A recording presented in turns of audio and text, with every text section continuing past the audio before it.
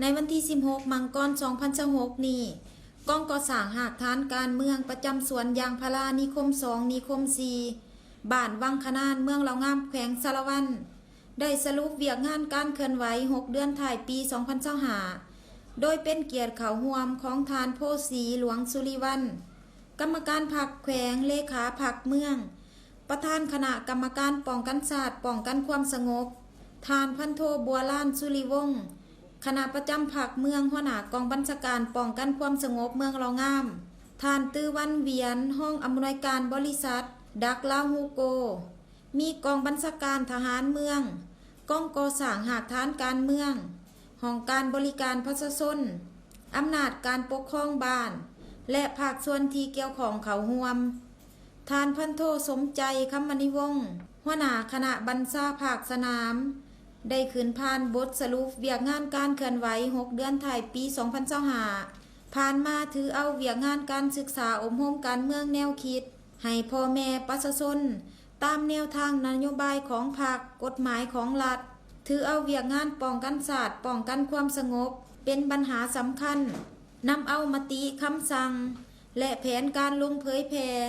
สมทบแหน่นกับอำนาจการปกครองบ้านปลุกระดมขนขวยประชาชนในขอบเขตความรับผิดชอบให้มีส่วนร่วมในเวียกงานป้องกันศาสตร์ป้องกันความสงบศึกษาอบรมประชาชนฮู้ได้ถึงสภาพการฮู้ได้กลอุบายของศัตรูที่หันเปลี่ยนโดยสันติทั้งเป็นการปลูกจิตสำนึกให้พ่อแม่ประชาชนหักศาสตร์อย่างเป็นเจ้าการในระยะผ่านมาสามารถเก็บกำสถิติพลเมืองได้มีทั้งหมด 16,392 คนยิง 8,136 คนอายุ15 ปีขึ้นไป 11,316 คนจดทะเบียนสมรครัวแล้ว 13,228 คนยิง 6,643 คนคนมาพักเศร้า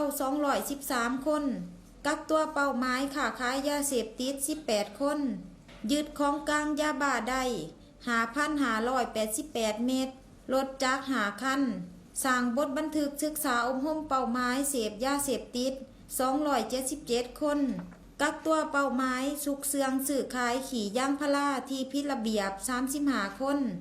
เครื่องของกลางขี่ยางพารา 1,277 กิโลกรัม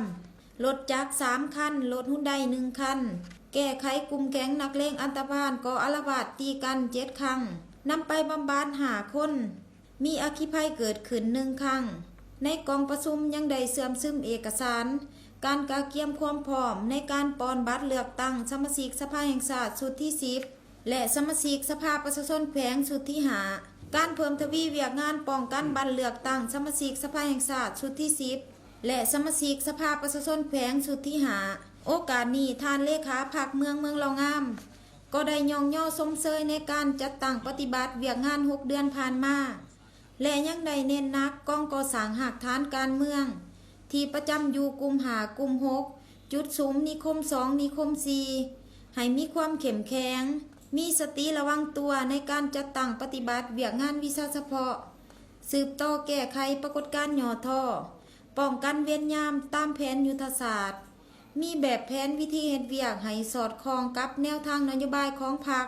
กฎหมายของรัฐรักษาได้ความสงบความเป็นระเบียบเรียบร้อยของสังคมโดยพื้นฐาน